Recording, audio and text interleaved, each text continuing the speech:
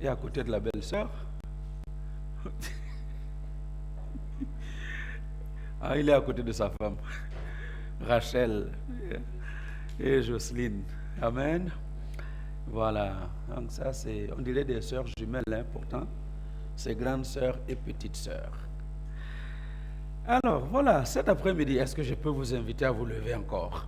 Parce qu'on va parler ensemble pendant un petit quart d'heure. Ensemble. Amen. Alléluia. Alors, j'aimerais que vous fassiez un petit effort et que vous promeniez dans la salle. Dites à 4, 5, 6 personnes, en regardant chacun droit dans les yeux, et vous lui dites ceci: tu as assez de foi pour transporter ta montagne. Faites le tour. Dites à chaque personne: tu as assez de foi pour transporter ta montagne. Alléluia. Et j'aimerais dire à un internaute cet après-midi: tu as assez de foi en toi pour transporter ce qui semble être une montagne pour toi.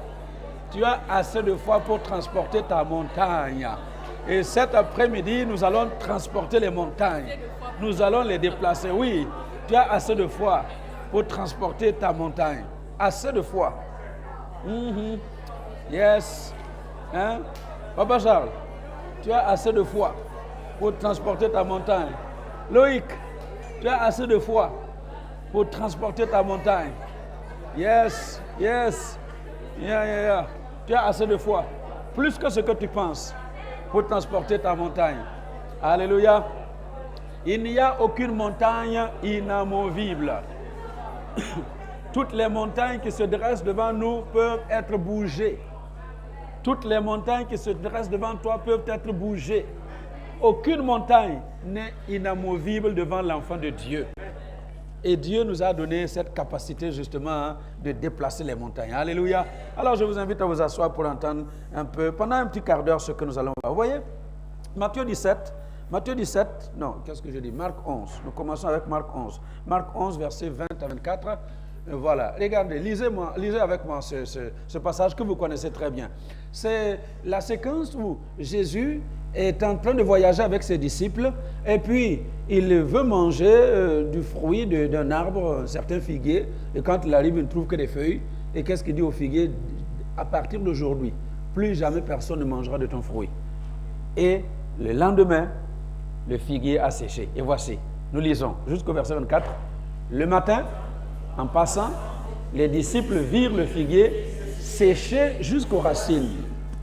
Pierre, se rappelant ce qui s'était passé, dit à Jésus: Rabbi, regarde, le figuier que tu as maudit a séché. Jésus prit la parole et leur dit: ayez foi en Dieu. Est-ce qu'on peut lire ça encore une fois? Jésus prit la parole et dit: ayez foi en Dieu. Dis à ton voisin, s'il te plaît: aie foi en Dieu. Dis à l'autre voisin: je t'en prie, aie foi en Dieu. Verset 23. Verset 23. Je vous le dis en vérité, si quelqu'un dit à cette montagne: ôte-toi de là et jette-toi dans la mer, et s'il ne doute point en son cœur, mais croit que ce qu'il dit arrive, il le verra s'accomplir. C'est pourquoi je vous dis, tout ce que vous demanderez en priant, croyez que vous l'avez reçu et vous le verrez s'accomplir. Et regardez dans Matthieu, avant de vous asseoir, Matthieu 17, 20. Matthieu 17, 20. Matthieu 17, 20. Je reviendrai sur Matthieu 17, mais on cible le verset 20 dans cette lecture introductive. Voilà ce que Jésus dit. Donc il a dit, ayez foi en Dieu. Ayez foi en Dieu. Dans Marc 11. Et si vous aviez cette foi en Dieu, vous pouvez dire à cette montagne: transporte-toi de là, jette-toi dans la mer, et elle le fera. Amen. Et regardez, qu'est-ce qui fait que nous n'arrivons pas à déplacer nos montagnes? Il dit: c'est à cause de votre incrédulité. Je vous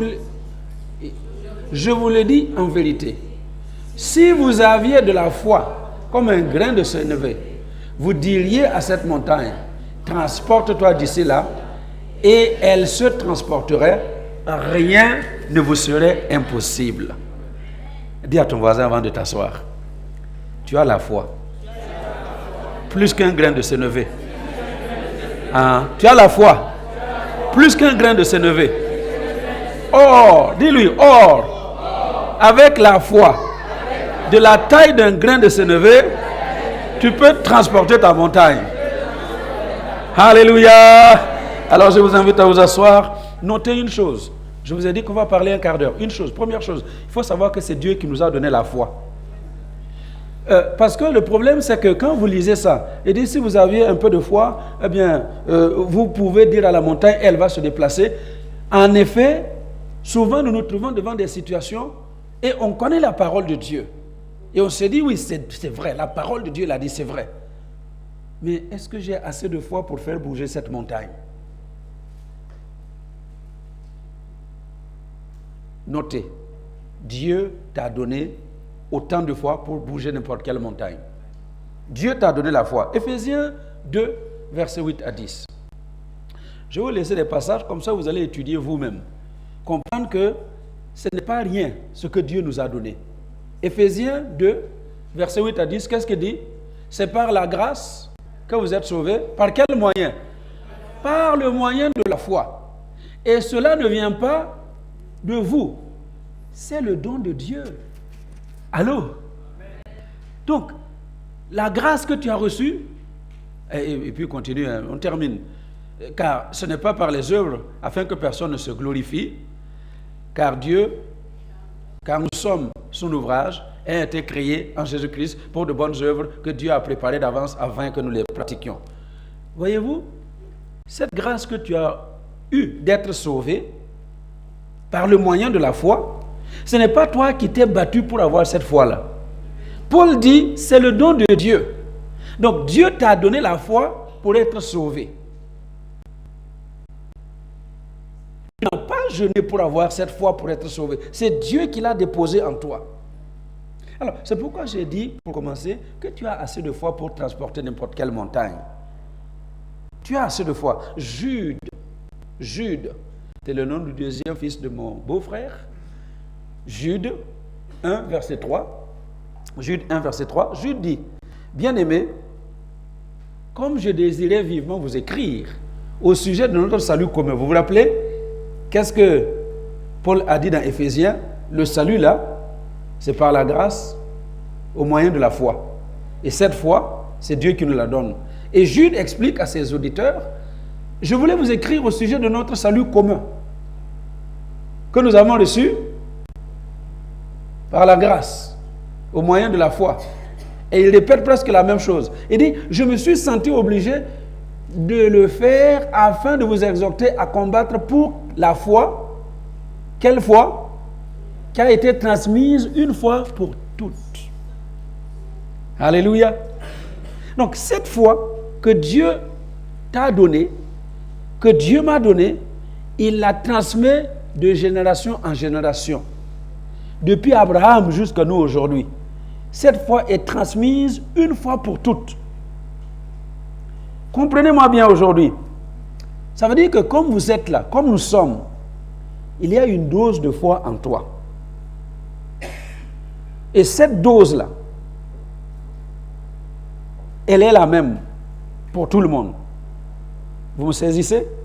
Donc, premièrement, Dieu est la source de la foi qui est en toi et qui va transporter les montagnes. C'est Dieu qui te la donne. Deuxième chose, il faut noter que Dieu t'a donné la même foi que les héros de la foi dont nous parlons. Vous lisez l'histoire d'Abraham, vous lisez l'histoire d'Enoch, vous lisez l'histoire de Sarah, vous lisez l'histoire de Josué, vous lisez Hébreux 11, l'histoire des héros de la foi. Et on a l'impression que, waouh, oh là là, Abraham, hein, quel type extraordinaire. Quand vous lisez, vous avez l'impression que ce sont des gens extraordinaires. Mais lisez toute votre Bible, vous allez vous rendre compte que Abraham n'était pas plus extraordinaire que toi. Josué n'était pas plus extraordinaire que nous. C'était les mêmes hommes, avec les mêmes sentiments, avec les mêmes émotions, les mêmes pensées. Mais Dieu a déposé en eux une dose de foi. La dose de foi. Et cette dose de foi, il la dépose en nous. Regardez, Romains 12, verset 3. Romains 12, verset 3. Romains 12, 3.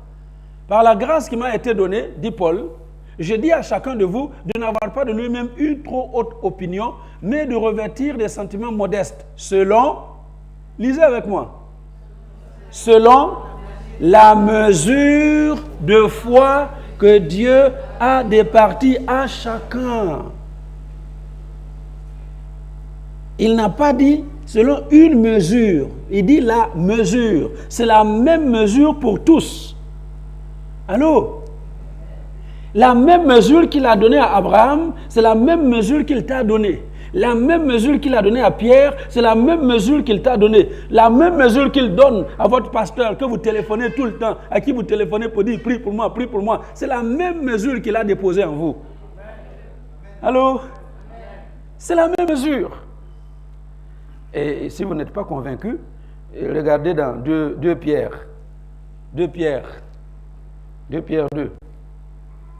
2 Pierre 1, pardon, versets 1 à 4. Hein? Chapitre 1. Je me suis trompé à l'audiovisuel. C'est le chapitre 1. 2 Pierre 1, verset 1 à 4. Regardez, qu'est-ce que Pierre dit? On a parlé de Paul, on parle de Pierre.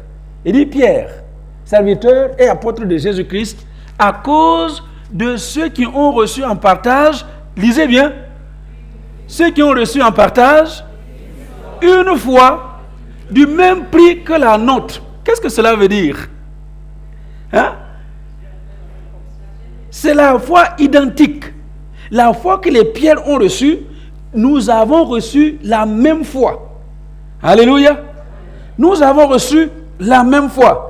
Alors c'est pourquoi j'aimerais encourager quelqu'un cet après-midi à comprendre que tel que vous êtes, dans la position où vous êtes, dans la situation où vous êtes, vous avez suffisamment de foi pour déplacer n'importe quelle montagne dans votre vie.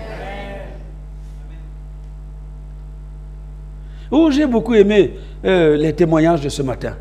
Beaucoup. Francine commence par dire, j'ai prié. Hein? On parle de temps en temps, hein? Mais elle ne m'a pas harcelé avec un pasteur, j'ai perdu mon travail. Elle a prié. Et qu'est-ce que Dieu a fait? Dieu a répondu. Pascal, on ne se voit pas tout le temps. Elle ne m'a même pas dit que les enfants sont un peu perdus là, on ne sait pas qu'est-ce qui va se passer. Elle a prié. Et qu'est-ce que Dieu a fait? Dieu a fait le miracle. Dis à ton voisin, toi aussi tu peux prier. Et Dieu va faire le miracle. Et Dieu va faire le miracle. Alléluia. Colossiens 2, versets 9 et 10 que vous connaissez bien. Vous avez tout pleinement en lui. Est-ce que vous comprenez le sens de ces passages que nous lisons? Car en lui habite corporellement toute la plénitude de la divinité. Tout ce qui est de Dieu, ça habite en Christ. Et nous avons tout pleinement en Christ. Tout. Qui est le chef de toute domination et de toute autorité. Nous avons tout pleinement en lui. Tout ce qui est de Dieu habite corporellement en Christ. Et Christ habite en nous. Ça veut dire quoi? Tout ce qui est de Dieu, ça habite corporellement en toi. Comme tu es là, quand tu marches, tu transportes la divinité. Partout où tu es, tu transportes la divinité. Dieu le Père, Dieu le Fils, Dieu le Saint-Esprit. Tu transportes la divinité. C'est pourquoi j'aimerais vraiment encourager quelqu'un à arrêter de trembler devant n'importe quelle situation dans la vie, parce que tu marches avec le Dieu, maître du ciel et de la terre. Il est en toi. Ce n'est pas toi qui dois trembler devant les petites histoires. Non, ce sont les histoires qui doivent trembler devant toi. Quand les factures arrivent, ce n'est pas toi qui vas dire comment je vais payer ça. Non, les factures doivent trembler. Alléluia. Et depuis que j'ai compris ça, il n'y a pas de problème. Demandez à mon beau-frère. Les factures arrivent, on les paye. Alléluia. Mais tu vas trembler devant ces choses-là, pourquoi? Alléluia. Tu marches avec la divinité. Tu as tout pleinement en Jésus. Généralement, quand nous on lit ces versets-là, on pense que c'est bénédiction spirituelle, parler en langue. Non, tout, c'est tout. Tu as l'argent avec lui. Tu as la maison avec lui. Tu as le mariage avec lui. Tu as le travail avec lui. Tu as tout avec lui. Le jour où M. Delman s'est retiré sous cet arbre-là pour pleurer devant Dieu. Hein? Et ce n'est pas parce que mes parents ne veulent pas me donner. Ce n'est pas parce qu'ils sont contre moi, ce n'est pas parce qu'ils ne m'aiment pas. Ils m'aiment beaucoup. Et c'est parce qu'ils n'ont pas. S'ils avaient, ils allaient me donner. Mais Seigneur, souviens-toi de moi. Alléluia. Et Dieu a répondu à cette prière. Est-ce que vous m'entendez? Nous avons tout pleinement en lui. Donc, deux choses que vous avez notées. Qu'est-ce que vous avez noté? Rapidement. Dieu. J'espère que vous avez écrit Dieu m'a donné la foi. Dieu m'a donné. Il m'a donné la foi. Deuxièmement, il m'a donné la même foi que les héros de la foi. Donc, quand tu lis l'histoire de qui a fermé la gueule des lions et tout ça, dis que c'est toi aussi. Parce que cette même foi-là est déposée en toi. Troisième chose que nous terminons, notre seul problème, c'est notre incrédulité. Allô? Dieu t'a donné la foi. Il t'a donné la même foi que les héros. Mais le seul problème entre toi et Dieu, c'est ton incrédulité. Dis à ton voisin, s'il te plaît. Dis-lui, supplie-le, s'il te plaît. Toi aussi, arrête l'incrédulité aujourd'hui. Vous voyez, dans Matthieu 17, dont nous avons lu le verset 20, à partir du verset 14, vous connaissez l'histoire. Jésus dit donc au verset 20, c'est à cause de votre incrédulité. Parce que les disciples, ils ont reçu cet enfant. L'enfant que le papa a amené. Parce que tantôt il tombe dans l'eau, tantôt il tombe dans le feu. Et il est rempli de démons. Et il entend que les disciples de Jésus sont quelque part. Et il est venu avec foi. Écoutez-moi bien. Généralement, vous arrivez à Dieu avec foi. Vous entendez des prédications qui vous poussent à la foi. Le papa de cet enfant est venu avec foi, rencontrer les disciples. Et ils ont prié, rien ne s'est produit. Et vous savez ce qui s'est passé après? Il a commencé à douter lui-même. Il dit, je l'ai amené à tes disciples. Mais ils n'ont rien pu faire. Et puis il dit, si toi tu peux faire quelque chose. Il avait la foi en venant. Et il a douté entre-temps. Et il dit à Jésus lui-même, si toi aussi tu peux faire quelque chose. Est-ce que tu peux faire quelque chose? Et qu'est-ce que Jésus lui a dit? Si tu peux, mais rien n'est impossible à celui qui croit. Alléluia. Mais aux disciples, il dit, c'est à cause de votre incrédulité. Notre incrédulité annule la foi que Dieu a déjà déposée en nous. Est-ce que vous m'entendez?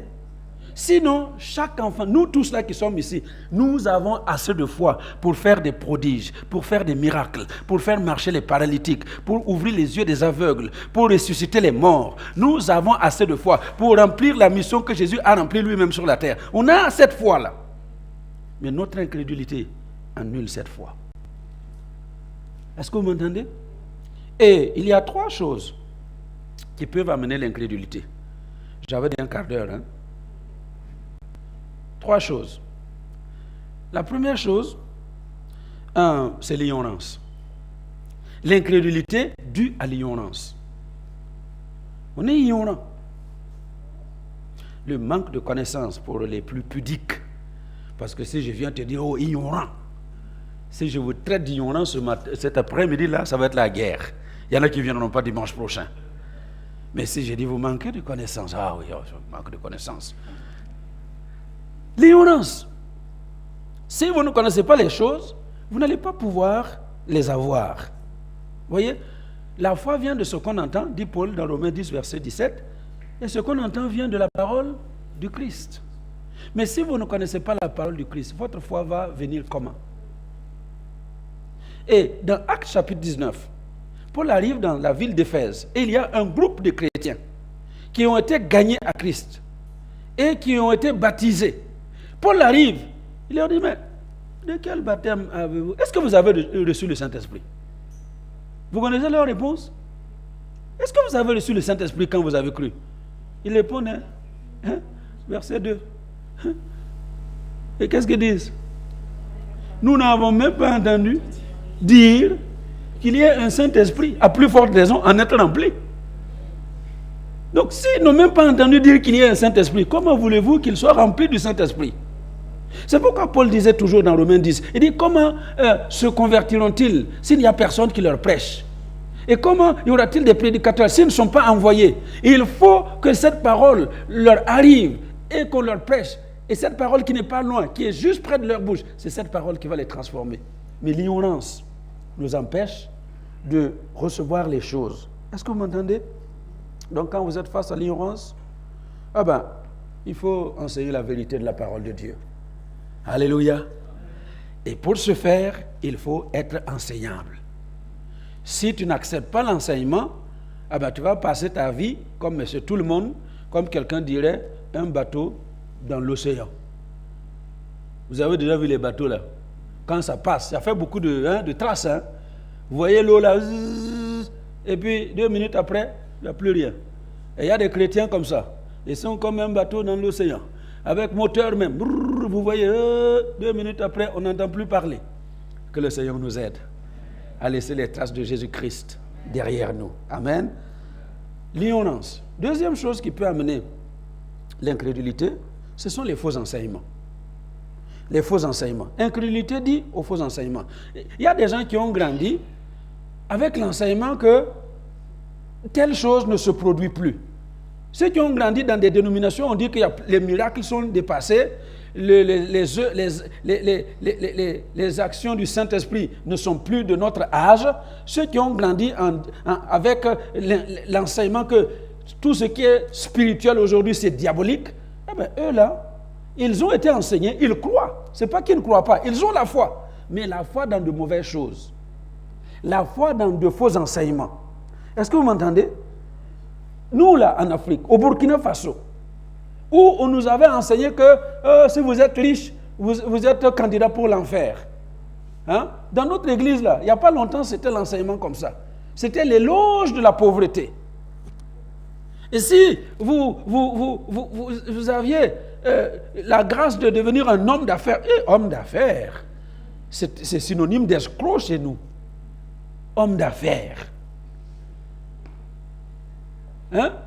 Mais si on vous a enseigné ça, vous avez grandi avec ça, vous allez devant une situation où vous allez pouvoir vous enrichir, vous allez dire non, ça c'est mauvais, c'est diabolique.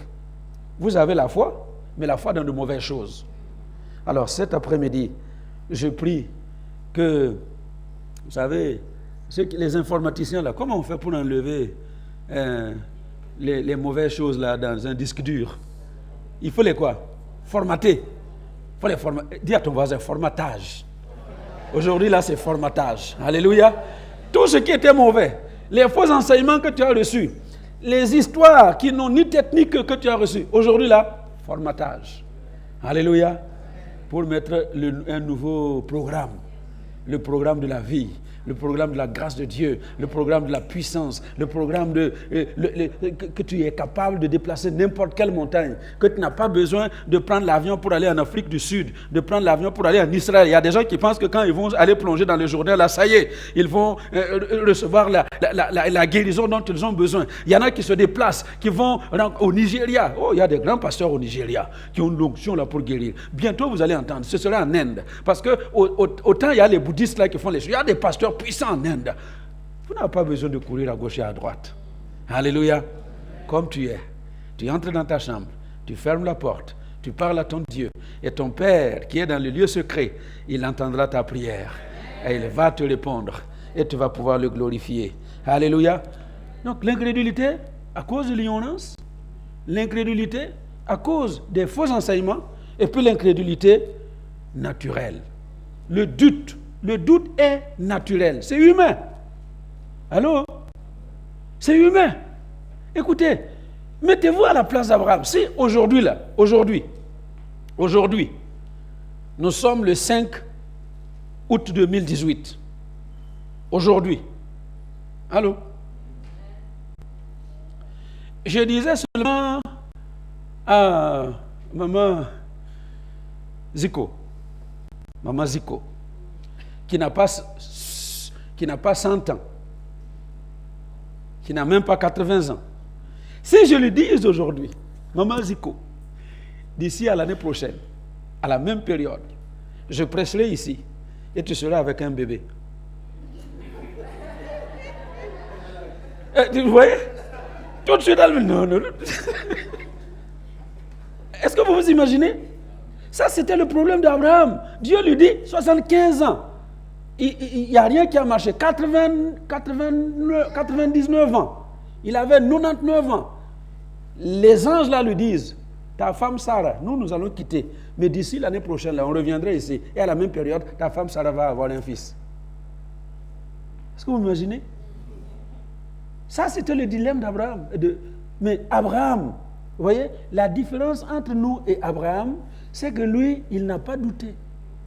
Quand Dieu lui a dit, et dans Romains, nous lisons, espérant, Romains 4, versets 18 à 22, il dit, espérant contre toute espérance, il crut en sorte qu'il devint père d'un grand nombre de nations, selon ce qui lui avait été dit. Telle sera ta postérité.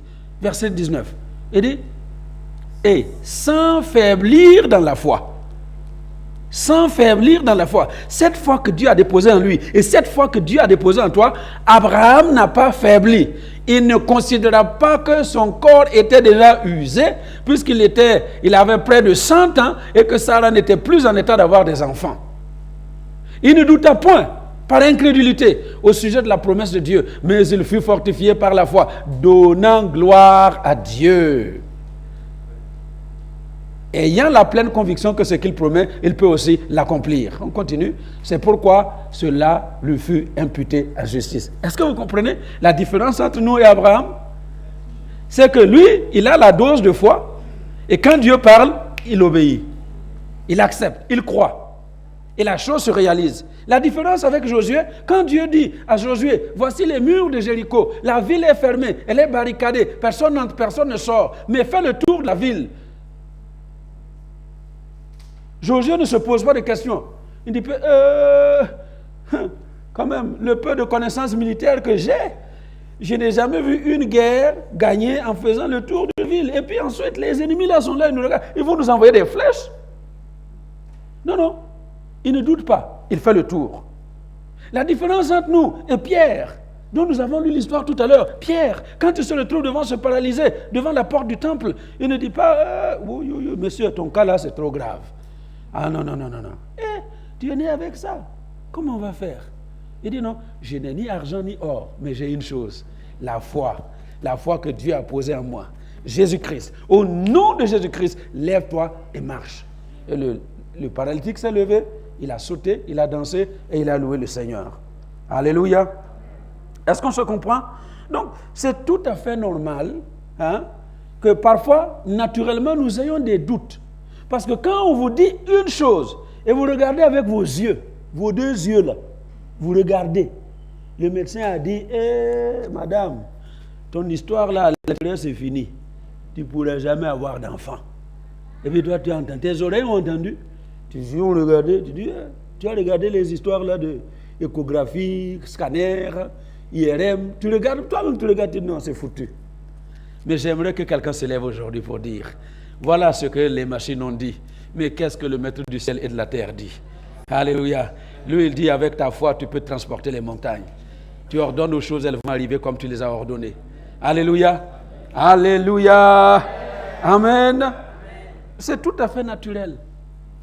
Quand vous priez pour quelqu'un, et puis ça ne se produit pas comme vous avez proclamé, on peut douter.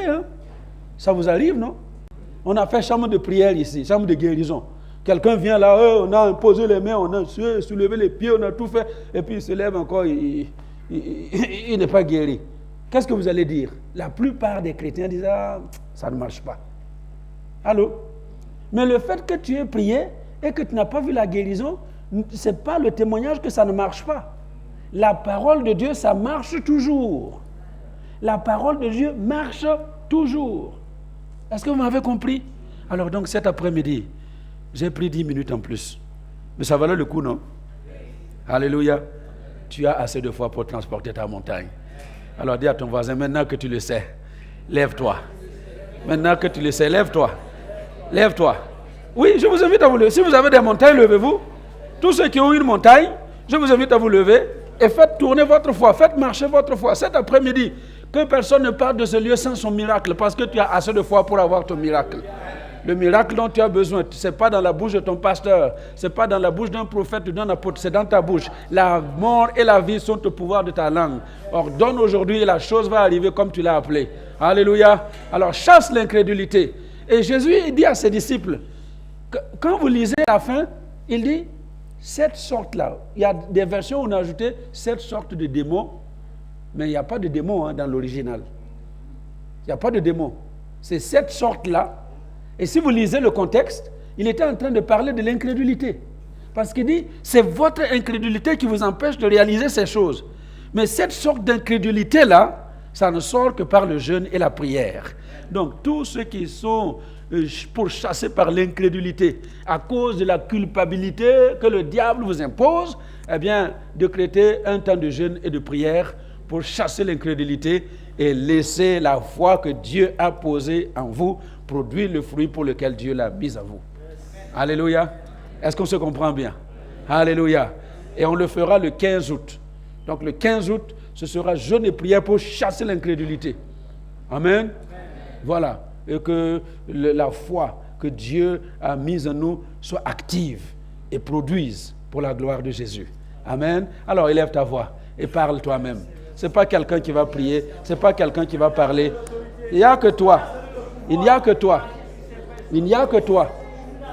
Il n'y a que toi. Alléluia. Seigneur, ton peuple est là avec des montagnes. Les internautes sont là avec des montagnes. Mais tu as donné à chacun une mesure de foi suffisante pour déplacer les montagnes. C'est pourquoi aujourd'hui, je déplace toutes les montagnes qui se dressent devant ton peuple.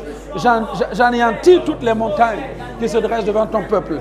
Et je proclame en leur faveur la grâce de Dieu, la faveur de Dieu pour vivre dans la victoire. Au nom de Jésus. Amen. Alléluia. Amen. Je déclare en faveur de quelqu'un que le dimanche prochain, tu viendras témoigner de ce que Dieu aura fait pour toi dans cette semaine. Au nom de Jésus. Dimanche prochain, simplement, cette semaine, c'est une semaine de miracles. Une semaine de la grâce de Dieu. Allez vivre de ces miracles-là. Au nom de Jésus. Amen. Alléluia. Gloire à Dieu. Voilà. Comme j'ai pris tout le temps, on ne va plus perdre le temps. Donc, on dépose les 10 000 les offrandes et puis on se sépare en attendant dimanche prochain pour les témoignages. Amen. Alors, ne vous asseyez pas, je vous invite à vous avancer et déposer ce que vous avez préparé et nous allons adorer.